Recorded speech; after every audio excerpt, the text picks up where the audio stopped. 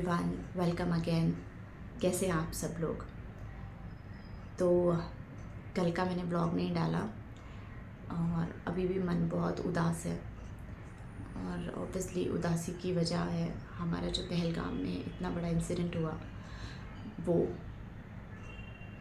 26 लोग मारे गए, इनोसेंट लोग जो वहाँ पे सुकून की तलाश में गए थे, और निहत्थे लोग जिन्होंने कुछ गलत नहीं किया था, बस घूमने गए थे अपने ही हिंदुस्तान में, कहीं बाहर नहीं, अपने ही हिंदुस्तान में। उन लोगों पे गोलियां चला दी, अपने परिवार के सामने मार दिया, छोटी सी बच्चे के सामने उसके बाप को मार दिया, एक के तो पति और बेटे दोनों को मार दिया, और एक वो न्यूली मैरिड गर्ल जिसकी शादी को सिर्फ 6 दिन हुए थे, उसके घर की सजावट भी अभी वैसे की वैसी होगी, उसके हाथों की मेहंदी नहीं उतरी थी, उसके शादी का एल्बम भी अभी शूट होके नहीं आया होगा।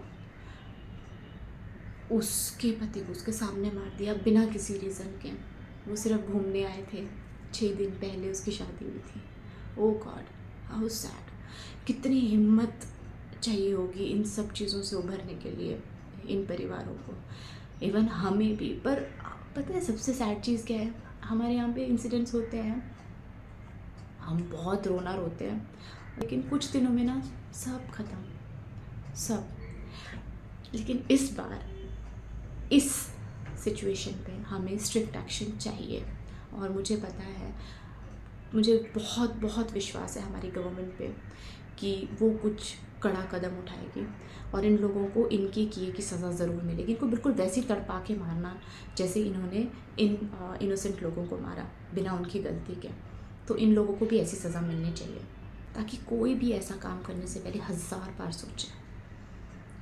मतलब 5 साल लगे थे 370 के बाद कश्मीर को सेटल डाउन होने में अच्छे से, और अब सब कुछ नॉर्मलाइज हो रहा था, सब लोग वहाँ जा रहे थे, हम लोग भी जाने वाले थे कुछ टाइम में, और अचानक से इतना बड़ा अब कौन जाएगा वहाँ पर?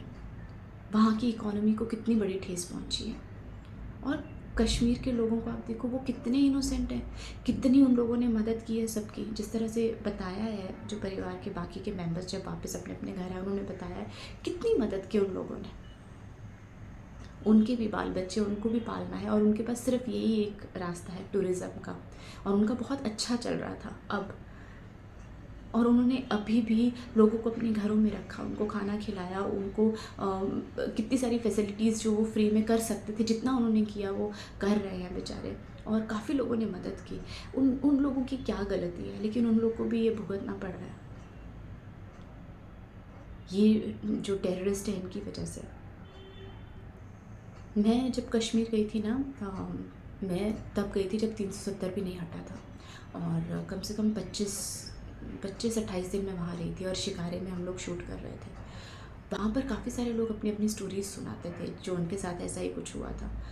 तो मैंने उतना कभी रियलाइज़ इसलिए नहीं किया क्योंकि हमें लगा कि होता है ना, जब कोई अपनी आप बीती बताता है तो हम थोड़ी देर के लिए कनेक्ट होते हैं, फिर हम नॉर्मलाइज हो जाते हैं, क्योंकि हम लोगों ने तो फिल्मों में देखा है, हमने तो उनकी भी कभी हुई थी चीज़, वो हमने देखी, ये तो हमने देखा है, इसका तो पूरा वीडियो है। तो उन लोगों को वहाँ पर तितर बितर होते हुए देखा है, तो अब एक्चुअली डर लगता है। मतलब मैं तब गई थी, मुझे आज भी डर लग रहा है कि यार अगर उस वक्त ऐसा होता तो अब आगे जो जाएगा वो तो शायद कोई हिम्मत ही नहीं कर पाएगा जाने की, और इससे कश्मीर की इकोनॉमी को कितनी ज़्यादा ठेस पहुँची है। हमारे जो प्रधानमंत्री जी हैं वो कितनी मेहनत कर रहे हैं हमारे इंडिया को आगे ले जाने की, और ये लोग, इन लोगों की वजह से हम लोगों को और पीछे होना पड़ता है। अब कश्मीरी भाई बहन जितने भी लोग हैं, वो लोग इतनी कोशिश कर रहे थे आगे बढ़ने की, लेकिन अब सरकार क्या कड़ा कदम उठाएगी, मुझे उसका इंतज़ार है। मैं पूरा पूरा दिन बस न्यूज़ बार बार इसीलिए स्क्रॉल करती हूँ कि अब शायद कुछ किया होगा, क्या स्टेप नेक्स्ट उठा रही है गवर्नमेंट, क्योंकि हम सबको इंतज़ार है। ये जो बोलते हैं ना, पहले हमारे पेरेंट्स कहते थे बदले की भावना नहीं होनी चाहिए, इसमें तो बदला चाहिए कि इनोसेंट लोग गए हैं, हमारे लोग गए हैं, तो इसमें तो हमें पूरा बदला चाहिए। उन लोगों को वैसे ही मारा जाए जैसे हमारे इनोसेंट लोगों को मारा गया बिना उनकी गलती के, तो उन्हें भी ऐसा ताकि उनकी रूह काँप जाए नेक्स्ट टाइम ऐसा करने से पहले। और ये जो हम इंडियंस की गलती ये है कि हम लोग ना हमेशा सर झुका के रहते हैं, एक गलती माफ़ करते दूसरी गलती माफ़ करते हैं, हम बार बार माफ़ करते हैं, लेकिन अब इट्स अ हाई टाइम, अब हमें कुछ स्ट्रिक्ट एक्शन लेना चाहिए। तो लेट्स सी क्या होता है, और भगवान उन जो लोग नहीं रहे उनकी फैमिली मेम्बर्स को इतनी हिम्मत दे कि वो इतना बड़ा दुख झेलने की हिम्मत रख सकें। सो आज मेश का बर्थडे है, लेकिन हमारा बिल्कुल मन नहीं है कुछ भी करने का, बट घर पे छोटी बच्ची है, उसके सामने घर का माहौल तो ठीक रखना ही है। तो बस कुछ नहीं, मैं एक केक बनाऊंगी छोटा सा घर पे ही। हमारा नहीं मन है कुछ भी ऐसा सेलिब्रेट करने का, लेकिन शिकायना के लिए, क्योंकि वो सुबह से कह रही है पापा बर्थडे। मैंने उसको कुछ दिनों से बता रखा था, तो इसलिए बस। और शाम को डिनर पे जाएंगे, करेंगे और वापस आ जाएंगे, और क्योंकि उसके सामने तो हमें खुश रहना ही है, शिकायना के सामने। सो यस, देखते हैं।